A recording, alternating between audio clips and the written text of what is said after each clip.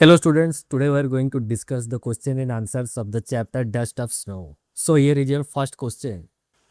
What is the dust of snow? What does the poet say had changed his mood? And how was the poet's mood changed? यानी कि dust of snow क्या है, किस चीज़ ने poet का mood बदला और किस तरह से। तो बच्चों देखो, डस्ट ऑफ स्नो का अर्थ होता है बर्फ के छोटे छोटे कण।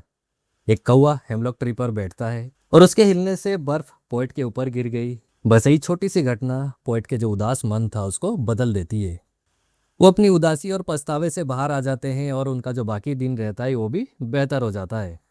सो इसका आंसर में लिखोगे, the dust of snow means the tiny particles of snow that fell from a hemlock tree. एक रोज shook the tree, causing the snow to fall on the poet. This simple incident changed the poet's mood. He was feeling sad and regretful, but the unexpected snowfall refreshed his mind and made him feel better. It also saved the remaining part of his day from being wasted in sadness. Now, question number 2, how does Frost present nature in this poem? तो बच्चों, poet ना nature को इस poem में एक source of change और happiness के रूप में दिखाए हैं। उन्होंने सुंदर पक्षी और पेड़ को दिखाने के बदले कौवे और हेमलॉक ट्री को दिखाया है, क्योंकि वो कहना चाहते हैं कि एक साधारण चीज भी हमारे मूड को बदल सकती है। तो लिखना, Frost presents nature as a source of change and happiness.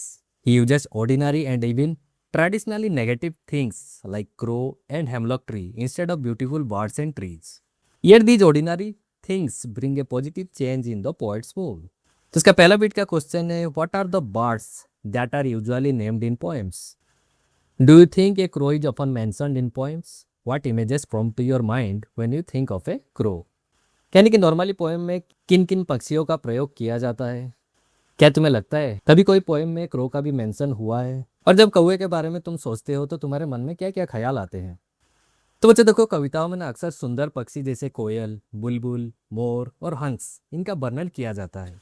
कौवे को आमतौर पर सुंदर या फिर मधुर पक्षी नहीं माना जाता, लेकिन फ्रॉस्ट जानबूझकर कौवे का प्रयोग करते हैं ताकि ये दिखाया जा सके कि खुशी और सकारात्मक बदलाव किसी भी साधारण चीज से आ सकते हैं। तो इसका आंसर में लिखना, poems often mention beautiful birds such as nightingales, cuckoos, swans and peacocks. A crow is not usually considered a beautiful or pleasant bird, so it is not commonly used in poems. When we think of a crow, we may imagine a black, noisy and ordinary bird. क्योंकि जब हम कौवे के बारे में सोचते हैं तो हमारे दिमाग में उसका जो कर्कश आवाज रहता है वही तो आता है। Now second big question, what is a hemlock tree? Why doesn't the poet write about a more beautiful tree such as a maple or an oak or a pine? यानी क्वेश्चन पूछ रहा है ये हेमलॉक ट्री क्या है, और इस poem में पोएट ने ब्यूटीफुल ट्रीज जैसे मैपल, ओक और पाइन, इन सब का वर्णन क्यों नहीं किया है? तो बच्चों देखो, हेमलॉक ट्री ना एक बिसेला पेड़ है जिस पर छोटे सफ़ेद फूल होते हैं। कभी मैपल, ओक या पाइन जैसे सुंदर पेड़ का वर्णन नहीं करते हैं क्योंकि वे ये दिखाना चाहते हैं सकारात्मकता केवल सुंदर या फिर सुखद चीज़ों से ही नहीं आती। कभी कभी साधारण या फिर अप्रिय चीज़ भी हमारे मन को बदल सकती है। तो इसका आंसर में लिखना है, hemlock tree is a poisonous tree with A small white flowers.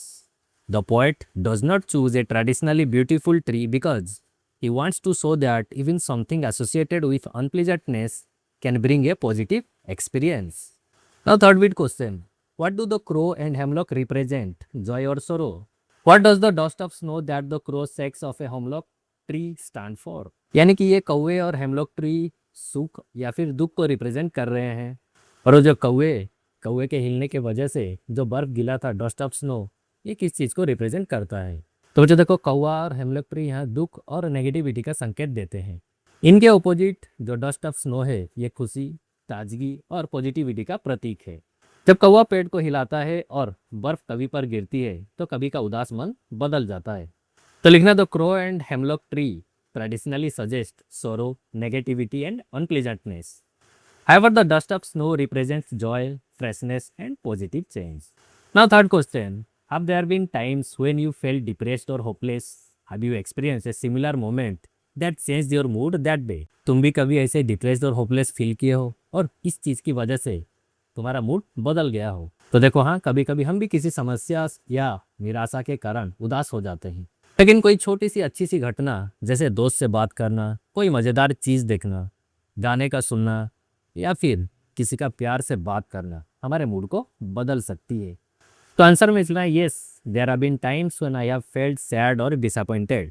Sometimes a small and unexpected event, such as talking to a friend, seeing something funny, listening to music, or receiving a kind word, has made me feel better.